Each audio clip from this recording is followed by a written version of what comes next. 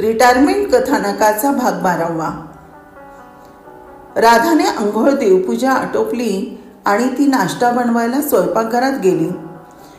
मस्त गरमागरम पोह्यांना फोडणी दिली. तेवढ्यात डोअरबेल वाजली. राधाने दार उघडलं. समोर सानेवहिनी उभ्या होत्या. अहो या या सानेवहिनी. आत येताना पोह्यांचा घमघमाट सुटलेला सानेवहिनींना जाणवला.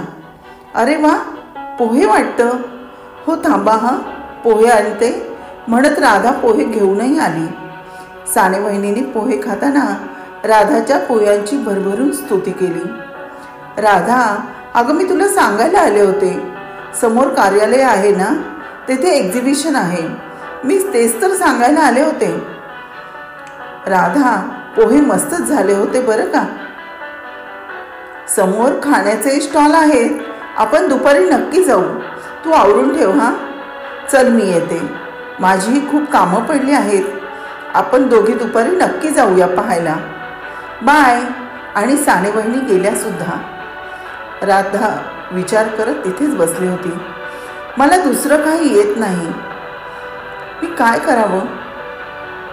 मी जर पोहेच ठेवले तर, मी जर पोहेच करून विकले तर.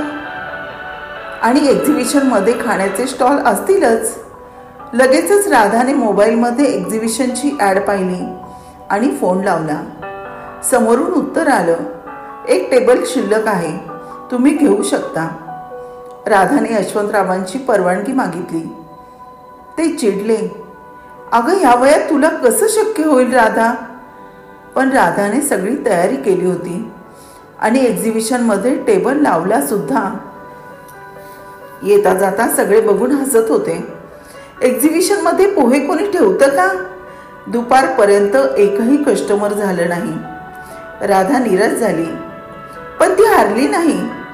दुपारी एक दोघांनी टेस्ट केले आणि बघता बघता राधाचे सगळे पोहे भराभर विकले गेले. 3 दिवस सलग एक्झिबिशन होतं.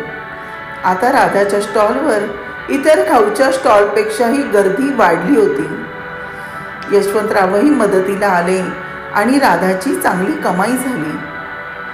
आता राधा जिथे एक्झिबिशन असेल तेथे पोहे, उपमा, पाणीपुरी, भेळ असे अनेक पदार्थांचे स्टॉल लावू लागली. छोट्या मोठ्या फंक्शनच्या ऑर्डर घेऊ लागली. पैसेही चांगले मिळू लागले. पण वय आणि दगदग सांगड बसवताना राधा आणि यशवंतराव थकत होते. राघव आणि दीपा त्यांची ही धडपड पाहत होते.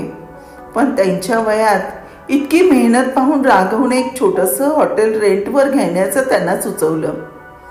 यशवंतराव आणि राधाला हे काही आवडलं नाही.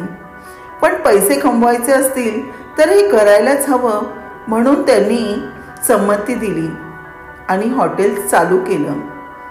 राधाबाई स्वतः सगळं बनवायच्या. त्यांच्या हातची चव आता दूरदूरपर्यंत पोहोचली. हॉटेलमध्ये वेटिंगची लाईन लागू लागली. हाताखाली 3-4 मुलं सुद्धा ठेवली. काम सुरू होतं, पण कस्टमरसाठी जागा पुरत नव्हती. ते पाहून यशवंतराव राधाने एक मोठं हॉटेल रेंटनी घेतलं. असं करता करता राधाचे पोहे हे हॉटेल शहरामध्ये प्रसिद्धीस आलं. भरपूर पैसे मिळू लागले. राधा यशवंतने राघवचे पैसे फेडले. घराचे अर्ध्याच्या वर हप्ते फेडले. आता राधा यशवंतरावांनी 4 व्हीलरही विकत घेतली. त्यांचा वाढता प्रवास हा मोहन आणि शरदपर्यंत पोहोचलाच. पण आता आईबाबांकडे जाणं त्यांना लाजिरवाणं वाटू लागलं. सायली मध्यंतरी येऊन गेली. आई या वयातही भक्कम उभी राहिली याचा तिला खूप अभिमान वाटला. सिद्धार्थरावांनाही खूप अभिमान वाटला सासू सासऱ्यांचा. परिस्थिती माणसाला दुबळं बनवते, पण तीच परिस्थिती माणसाला उभं राहण्यासाठीही प्रवृत्त करते. कुठल्याही परिस्थितीवर मात करण्याचं सामर्थ्य आपल्याकडे असतं बरं का. पण कोण काय म्हणेल या विचारानेच माणूस परिस्थितीशी जुळून घ्यायला शिकतो. आहे ती परिस्थिती मान्य करतो. पण का. यशवंतराव राधाने जर हातपाय गाळले असते तर घरच काय पण स्वाभिमानही गमावला गेला असता. पण वयावर मात करून ती दोघेही उभी राहिली. त्यांना राघव दीप्ती भेटले.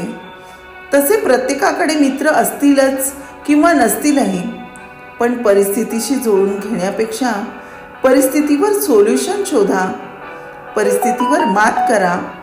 अगदी तरुणांना लाजवेल अशी ही मोटिवेशनल स्टोरी तुम्हाला कशी वाटली नक्की सांगा.